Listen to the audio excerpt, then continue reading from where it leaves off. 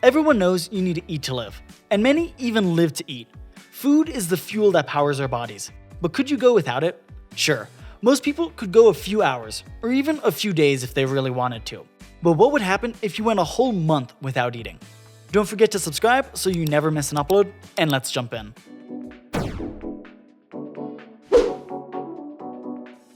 According to health.gov, the average woman needs between 1,600 and 2,400 calories a day, and the average man between 2,000 to 3,000, just to maintain their body weight. This is obviously just a rough guide, and the actual amount depends on a handful of factors, like age, weight, height, and activity levels. But people regularly go with fewer or even no calories. The most common reason why people fast is for religious holidays, like Yom Kippur for Jews and Ramadan for Muslims. Ramadan is actually 30 days, but people don't fast for the whole time, just during the day, from dawn till dusk. That's still nearly 16 hours, but what would happen to your body if you tried to go that whole 30 days without eating? Well, depending on your build, you can actually fast for a really long time. The longest known fast began in 1971, when a 27-year-old man survived for 382 days on just vitamins, electrolytes, and zero-calorie beverages like tea and water. Over those 13 months, he lost more than 250 pounds, shrinking from 456 to 180 pounds. But fasting can be very dangerous. In 1981, Irish Republican prisoners refused food for more than 2 months before dying. If you noticed, the difference between 26 days and 382 is pretty huge, and the time you can go without eating mostly comes down to your starting body profile and a few tricks you can do to last longer. So for the sake of our discussion, what would happen to a healthy, active, 160-pound person if they stopped eating for a month? For the first 6 hours with no food, everything would be perfectly normal. Many people have gaps between meals of up to 6 hours on a typical day. As you wait between meals, the glycogen in your body, which is responsible for storing energy, is broken down into glucose, a source of energy your cells can use.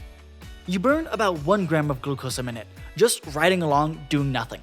That's because even when you think you're not doing anything, your body is hard at work, regulating temperature, taking in visual and auditory inputs, and keeping your vital systems like your brain and heart working healthily.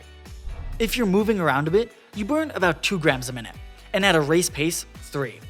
Your brain is crazy power hungry and uses a quarter of this energy, with the rest being absorbed by your muscle tissues, red blood cells, and various other parts of your body. Your body keeps between 350 and 500 grams, or about 2,000 calories worth of glycogen if you're fully stocked up. But not all of this is easily accessible, and you don't actually fill your glycogen stores to the brim every time you eat a meal. This means, in a typical person, they'll start to run out of glycogen as you get beyond 6 hours. Since the brain uses so much of this energy, as you start to run out, the brain goes into a lower power mode, and this can lead to some people getting moody and irrational. This might explain why some of your friends get hangry when they haven't eaten. Although, these feelings don't last long, and your body adjusts and enters what's known as ketosis, a state at which the body starts breaking down your excess fat and converting it to energy in the form of ketones. This works for a time, but ultimately, only 3/4 of the brain's energy requirements can come from ketones. It still needs glucose, and so after a day and a half, your cognitive function starts to decline. After 72 hours, things start to get tricky. From this point, things can really depend on your body and how much fat and muscle you have. But for a healthy person, generally after 3 days, your brain decides it needs more than just ketones to survive. At this stage, your body starts to break down the proteins in its muscles to form the glucose it needs. So your body effectively starts to eat its own muscle tissue to survive. And remember, we're only 3 days in. After a few more days, the immune system will start to struggle in the absence of important vitamins and minerals. This will make you more susceptible to even common and easily fightable diseases like the common cold, that now, in your weakened state, can potentially lead to death. After a week with absolutely no food, and the body eating away at fat, glucose reserves, and muscle tissue, your body reaches a critical stage. Here, your body begins to eat the delicate muscle tissue lining your organs, most notably the heart. From here, the risk of a heart attack due to severe heart damage rises exponentially. Hopefully by this point, you've still been drinking water, as most humans won't have survived this long without it. That's because, besides essential functions like regulating your temperature and removing waste, water is needed to break down the existing fat and muscle tissue in your body that's keeping you going. But one weird trend you'll notice at this point is that you'll start to pee more. That's because, As you've been fasting, your insulin, a hormone that allows your body to make use of glucose, has dropped significantly. Since insulin also helps your body hold on to water, this drop in insulin signals your kidneys to release excess water. This is why some people lose a lot of weight in the first week of dieting or fasting, only to eventually regain that water weight when they start eating normally again. And this is another situation where fasting can become deadly.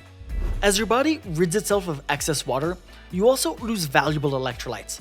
And since you're not eating any food, you're not getting any fresh electrolytes to replace your losses. And this lack of electrolytes can become deadly. Electrolytes are chemicals that form electrically charged particles in your body. These ions carry the electrical energy necessary for many functions, including muscle contractions and neuron function. Without enough electrolytes, your muscles and brain lose functionality, and eventually would stop completely. This is one reason the Florida woman couldn't go a month fasting, while the Scottish man went for more than a year. He took electrolytes and she didn't. This is why people that fast for long periods of time often drink a small amount of salt in their water, or take electrolyte pills, all to keep their body's minimum functions running. 20 days in, and one of your main waste removal systems will have grinded to a near halt. While you'll still be peeing, you won't be going number 2 very much. Towards the end of that year-long record-setting fast, the man was only pooping every 37 to 48 days.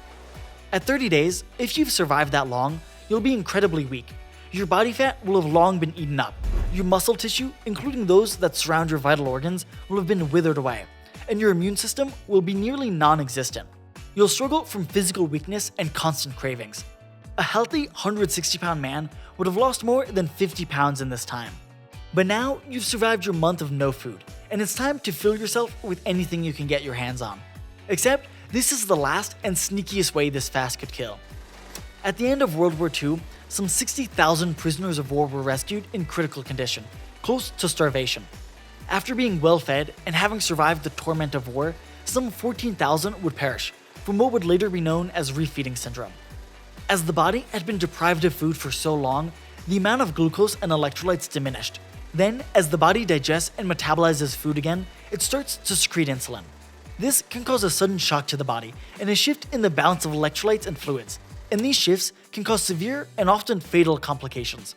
While it's physically possible to survive for 30 days on nothing but water, doing so can be incredibly life-threatening. But if done correctly, by taking electrolytes to replace lost ions and vitamins to boost your immune system, you can actually fast for much longer. If you liked the video, be sure to let us know in the comment section below, and don't forget to subscribe so you never miss an upload. If you made it this far in the video, you probably like learning new things, so if you did, be sure to check out this video here. Have a great day, and remember, there's always more to learn.